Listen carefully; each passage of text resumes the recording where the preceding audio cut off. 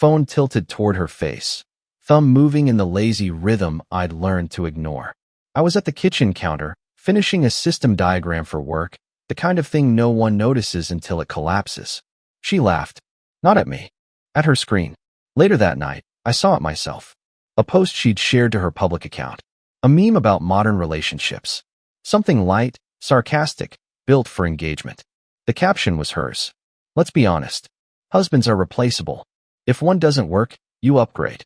Thousands of views. Dozens of comments. Friends. Colleagues. People we had dinner with. People who had slept on our couch during bad years.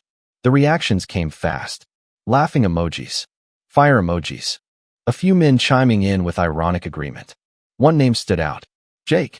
A guy from her past I'd heard about just enough to recognize. He didn't joke. He affirmed. Publicly. Confidently. Like the idea benefited him. I waited for the familiar reaction in my body. The heat. The tightening. The urge to correct the narrative. It didn't come. What came instead was something quieter. A click.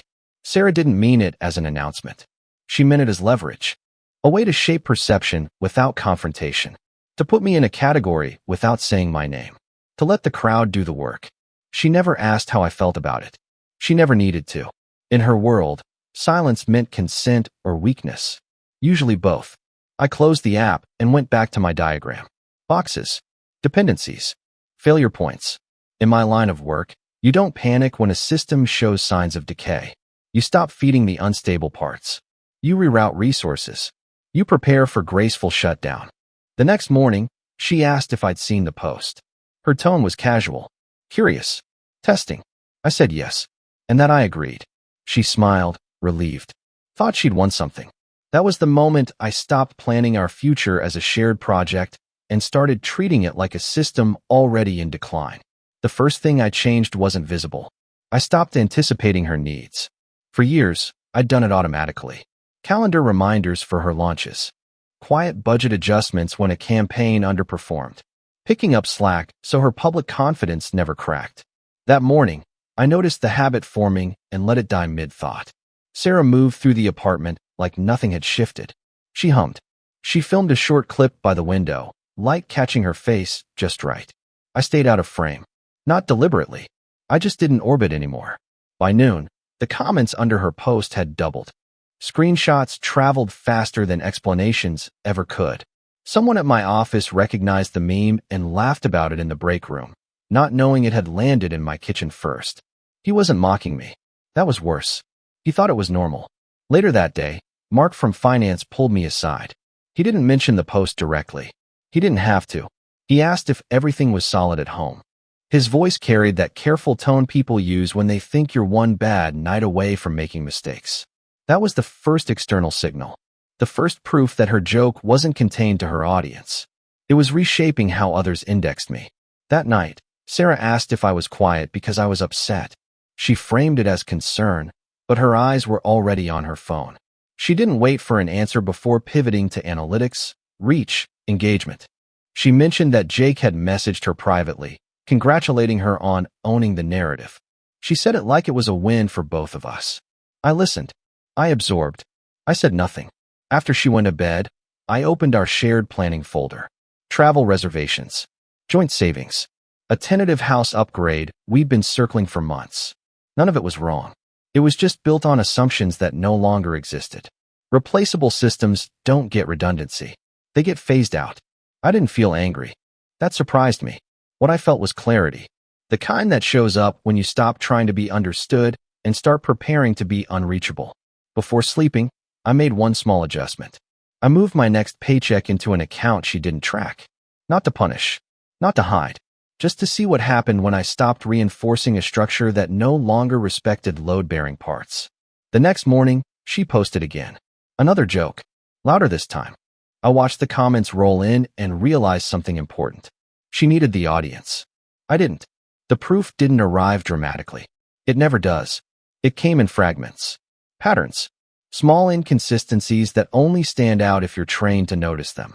I wasn't looking for betrayal. I was mapping behavior. Sarah's phone stopped leaving the room. Notifications silenced, then checked in private. Her laughter changed frequency. Shorter bursts. Sharper. like she was reacting, not enjoying. She started referencing conversations I hadn't been present for, opinions that didn't originate with her. Jake's name surfaced casually, always as context, never as focus. That's how you smuggle relevance into a narrative. One evening, she mentioned a brand event she'd forgotten to tell me about. Overnight, out of town, paid for. She said it was last minute. Opportunities like that don't appear out of nowhere. They're built, coordinated, anticipated. I didn't challenge her. I checked timelines. Her public engagement spiked exactly when her private availability dropped. Direct messages aligned with absences. Her tone at home flattened, like a script she no longer rehearsed. The financial signals came next. Nothing illegal, just reallocation. Small charges rerouted through business expenses. Subscriptions I didn't recognize. A co-working space membership in a neighborhood she never worked in. When I asked about it, she laughed and said I was overthinking. She said marketers lie fluidly. That structure was my insecurity speaking. I let that sit. That night, I compared our trajectories. My workload had increased. Quietly. No announcements. No applause. A new internal project, sensitive enough that only a few people knew my name. The kind of role that doesn't trend but reshapes outcomes months later. Her world ran on visibility. Mine ran on leverage. I realized then that she wasn't cheating yet in the way people expect. She was auditioning, testing alignment, allowing the idea of replacement to feel normalized before making it physical. That's a psychological breach long before it's a bodily one. I didn't confront her with screenshots or timelines. Evidence isn't power if you don't know how to deploy it. And I wasn't trying to win an argument. I was trying to exit a position without triggering alarms. So I adjusted again. I canceled our upcoming vacation under the pretense of work uncertainty. I declined to attend her next event. I stopped correcting people when they assumed she'd be there alone. She noticed the absence, but misread it. She thought I was retreating emotionally, that I'd fold if she applied more pressure. What she didn't see was that every step she took toward the crowd gave me space to step away from the structure that had been quietly draining me. By the end of that week, I had what I needed. Not proof of betrayal, proof of intent. The disappearance wasn't dramatic. That was the point. I didn't storm out or announce space. I simply stopped being available in the way she had taken for granted. No more midday check-ins. No last-minute logistics. No silent corrections when her plans conflicted with reality. The first visible change was my schedule. I started leaving earlier, coming back later, not evasive but precise. When she asked where I'd been, I answered factually and without detail. Meetings, travel, work streams she didn't understand and had never wanted to. Then I changed the financial rhythm. Joint expenses stayed covered, but the excess stopped flowing. No spontaneous upgrades. No soft landings. The shared account became exactly that. Shared, not supplemented. I booked a short work trip and didn't ask her to come. Not as punishment, as alignment. She was busy anyway, she said. Deadlines. Events. Jake's name appeared again, this time attached to a collaboration dinner with industry people I'd never heard of. While I was gone, I muted our shared calendar. I didn't turn it off. I just stopped checking it. For the first time in years, her life didn't automatically populate mine. She started calling more. Not panicked yet. Curious. The calls went unanswered when I was busy and returned hours later, calmly. Predictability shifted. Control slipped. From the outside, nothing looked wrong. That was the most unsettling part for her. There was no villain role for her to play against. No accusation to dismiss. No emotion to manage publicly. Her audience noticed before she did. People started asking why I wasn't around. Why she traveled alone. Why I no longer appeared in stories or photos. She laughed it off at first, framing it as independence. But independence needs contrast. And I was no longer providing it. I watched from a distance. Quietly. Like you watch a market react to the absence of artificial support. One night, she posted another joke. Something sharper. Less playful. About men who couldn't handle strong women. The engagement wasn't the same. The comments fractured. Some defended her. Others asked questions she couldn't answer without acknowledging me. That's when the tone shifted. She came home later than usual, energy off. She asked if everything was okay between us. The question wasn't about us. It was about her grip on the narrative. I told her everything was fine. And I meant it. That night, I slept deeply.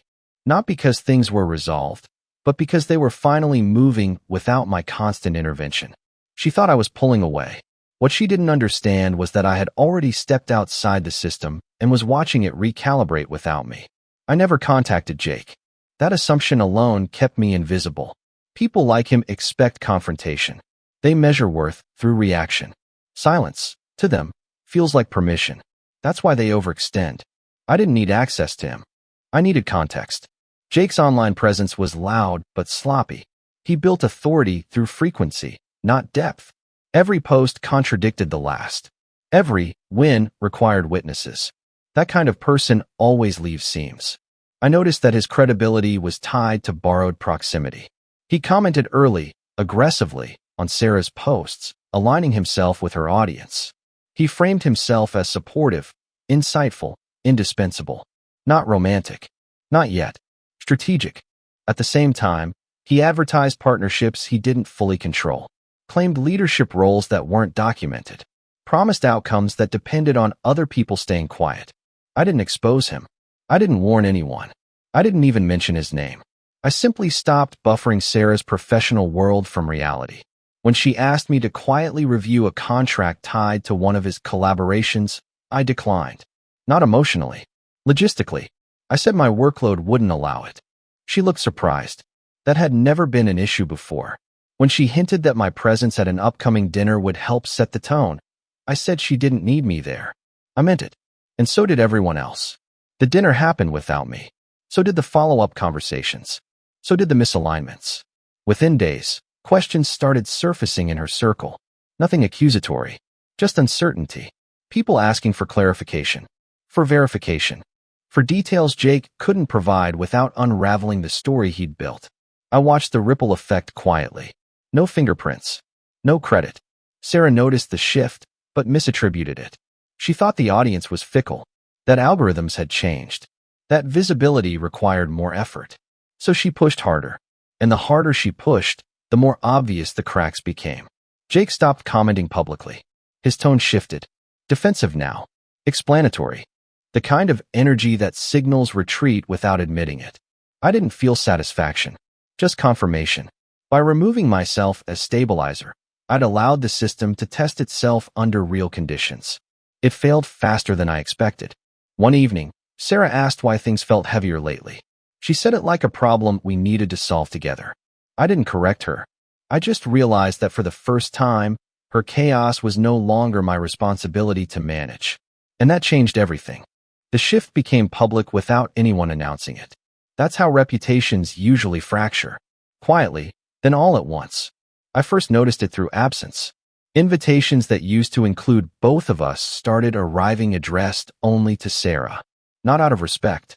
Out of uncertainty. People didn't know where I stood anymore, so they stopped assuming alignment. At a small industry mixer she attended alone, someone asked where I'd been lately. Not casually. Carefully. The kind of question that scans for instability. She answered with humor, framing it as independence again. The laugh landed late. Another friend mentioned seeing my name attached to a closed-door project. High level. Sensitive. The tone changed. Curiosity replaced dismissal. Suddenly, I wasn't the quiet background figure anymore. I was the unknown variable. Sarah felt it before she understood it. Her posts lost cohesion. The jokes sharpened, then softened. The audience reacted inconsistently. Some pulled back. Others stayed but stopped engaging. Visibility without validation is brutal for someone who lives on feedback. Jake tried to reinsert himself. He commented again, louder than before, as if volume could restore authority. It didn't. Someone replied to him publicly, asking for clarification on a claim he'd made weeks earlier. He deflected. The thread lingered. At a family gathering, her sister asked how things were going between us. Not with concern, with curiosity. Sarah said we were fine. The room didn't fully accept the answer. That was the social rupture. Not scandal, not exposure, just a subtle consensus forming that something was off. I remained neutral, present when necessary, polite, unavailable beyond that. When asked directly, I spoke well of her. Calmly, briefly. That confused people more than criticism ever could. She started losing control of the story because there was no antagonist. No dramatic conflict. just a widening gap between who she said she was and what others observed. One night, she scrolled silently beside me, tension radiating. She asked if I thought people were judging her. The question wasn't about them. It was about whether I still buffered her from consequence. I said people notice patterns. Nothing more. That answer unsettled her more than anger would have. Because patterns don't argue back. They just accumulate. And by then, the pattern was clear. She had tried to leverage the crowd. The crowd had started watching instead. Isolation doesn't announce itself. It settles in when the noise stops working. Sarah began noticing the gaps where reassurance used to be. Messages left on read longer than usual. Friends replying with delays instead of enthusiasm. Invitations that came with conditions instead of certainty. At home, she started hovering near me without engaging. Sitting closer. Asking indirect questions. Offering updates I hadn't requested. It was the first time in years she'd needed something from me that wasn't logistical. I stayed steady. Not cold. Not warm. Just unavailable in the ways that mattered to her. She tried to pull me back into alignment by sharing concerns. Jake had miscommunicated something publicly. A brand deal had stalled. A collaborator had gone quiet. She framed it as stress, not consequence. I listened without fixing. That unnerved her. In the past, my silence would have meant retreat. Now it meant presence without participation. I was there, but I wasn't carrying weight that wasn't mine. Her social world thinned. Not dramatically, just enough to be felt. The kind of thinning that makes you question your footing without giving you a clear enemy to blame. One evening, she scrolled through her feed and paused on an old photo of us. A candid shot from years ago, before the audience, before the performance. She didn't show it to me. She just stared longer than necessary. That was the first crack I recognized as internal. She began asking about my schedule again. Not to coordinate, to locate, to understand where I was investing time and energy now that it wasn't flowing toward her. I didn't elaborate. The irony was sharp. She'd wanted independence, visibility, validation beyond our marriage. Now she was feeling what it cost to decentralize your anchor. Jake faded completely. No announcement. No fallout. Just absence. The kind that reveals how little substance was there to begin with. Sarah noticed. She didn't mention his name anymore. At a small gathering she attended alone, someone asked if we were still solid. She answered yes too quickly. The room moved on, unconvinced. Later that night, she asked if I still believed what I'd said weeks earlier. About agreeing that husbands were replaceable. I told her replacement depends on value. I didn't explain further. She went quiet after that. Not defensive. Not performative. Alone. And for the first time since this started, she wasn't looking outward for answers. She was looking at me and realizing I was already somewhere she couldn't reach without changing how she stood in the world. The confrontation didn't happen the way she'd imagined. There was no explosion. No late-night confession. No dramatic reveal timed for maximum emotion. It happened on an ordinary evening, the kind that usually dissolves into routine without leaving a mark. She waited until the apartment was quiet. No phone in her hand this time. No audience buffering her reactions. Just space. She said she felt like she was losing me. Not accusing. Assessing. I didn't deny it. I didn't confirm it either. I let the silence hold its shape long enough for her to understand that this wasn't a misunderstanding that could be cleared up with reassurance. She asked when it started. When I checked out, I told her it wasn't a moment. It was a sequence. She pressed for specifics. Something she could apologize for. Something she could reframe. People like her need a lever. A clear mistake they can repair publicly and move past. I didn't give her one. I said I'd adjusted to the information she'd shared about how she viewed marriage. Publicly. Repeatedly. She said she'd been joking. That it was content. That everyone exaggerates online. I told her systems don't care about intent. They respond to signals. That landed. She asked if there was someone else. The question came out flat, like she'd already rehearsed disappointment. I said no, and meant it. That confused her more than a confession would have. She asked what I wanted. I told her I wanted alignment. Respect without performance. Privacy without leverage. Partnership without spectators. She didn't respond right away. She wasn't equipped for that kind of demand because it couldn't be negotiated with optics. She said she felt like she was standing on unstable ground. Like she'd misjudged how much she could push without losing me. I didn't comfort her. I told her she hadn't lost me. She'd just stopped being able to access me the way she used to. That distinction broke something open in her. Not tears. Not pleading. Fear. Because fear isn't loud. It's clarifying. She asked if I was leaving. I said I wasn't making announcements. That night, we slept in the same bed with more distance between us than ever before. Not physical. Conceptual. She lay awake longer than I did. I could feel it. In the dark, without an audience, without a narrative to lean on, she was finally facing the one variable she couldn't manage. My absence had stopped being theoretical. It was real, and it was already here. The collapse didn't look like drama. It looked like subtraction. Sarah's world didn't explode. It thinned. Opportunities stopped stacking. Invitations arrived with caveats. People who once amplified her voice started redirecting their attention elsewhere, not out of malice, but out of instinct. Momentum had shifted, and no one wanted to be caught backing the wrong signal. She felt it most in the mornings. The hesitation before opening her phone. The pause before posting. The weight of deciding whether something would land or quietly fall flat. At home, she moved differently. Slower. Less certain. She tried to reconstruct meaning through memory. Old routines. Old jokes. Shared references that used to bind us. They didn't reconnect anything. They just highlighted how long it had been since we were operating on the same layer. One night, she brought up the past without framing it as nostalgia. She mentioned moments she'd once dismissed as small. Times I'd adjusted my life around hers without asking. Decisions I'd absorbed quietly so she could move faster and louder.